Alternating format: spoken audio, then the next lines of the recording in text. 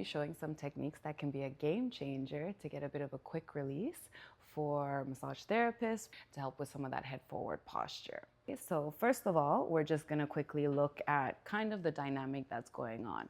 When we have that head forward posture, we have the person kind of with the head forward, usually looking at their phone, iPad, computer. So we're looking at a lot of tightness in the front, pulling you forward and rounding those shoulders, while we have some of these muscles trying to pull back. So we feel tension on both sides. So we're gonna see if we can get a bit of a release that's gonna help. Approach basically two different muscles at the same time, doing techniques that can involve a little bit of a compression, a little bit of circular motion, kind of more or less stimulating the GTOs in that area. So first of all, I can come just right on the pec underneath the clavicle on those upper fibers. I can come basically just on that rhomboid area, and I want to be more or less parallel to the tension that's here and here. I can come in, I can compress, I can do little circular motions to try to get that release on both sides. Usually when one side is pulling, the other one wants to pull back. So sometimes by working both sides at the same time, you can get both things to want to just relieve itself. Okay, so I can working down into middle and lower fibers and along those basically ribs on the parallel side. Okay. I can then come in just underneath, going into subscapularis, which is on the front of the scapula on that fossa. So I can come in just underneath. Okay. I'm going to be putting my pressure towards the bone, and I can do the same thing, a little compression in the muscle. I then can come into the levator scap attachment, passing those upper traps and sinking in right into that superior angle. And I can do those circular little motions, stimulating both of the GTOs on both of those muscles that then are going to help to relieve together. Deep breath in and out. Okay, so we can see how that relieved a little bit.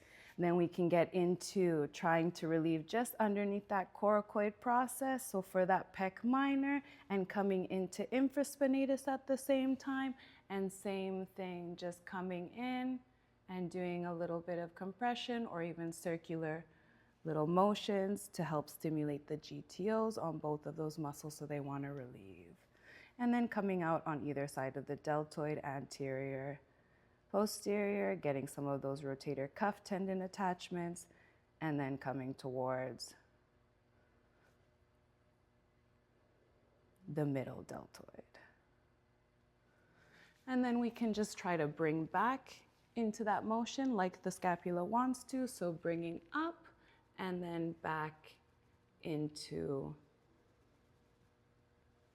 a posterior direction to open up the chest. Hey, how does that feel? Hey.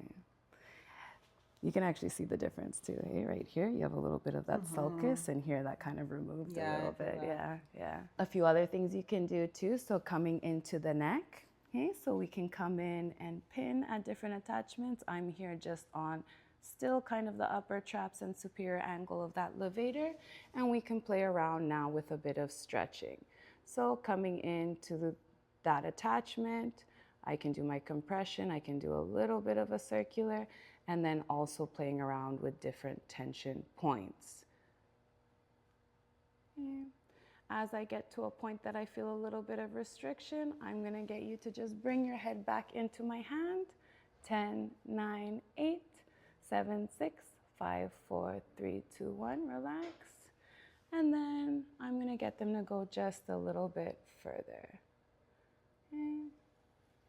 Once I get that to open up a little bit, I'm gonna go on either side of the muscle and I'm gonna release both at the same time. Nice deep breaths in and out. So now I'm working just some of those attachments on that first and second rib, trying to get both scalenes to relieve on both sides. Okay, those scalenes really like to pull us forward. Deep breath in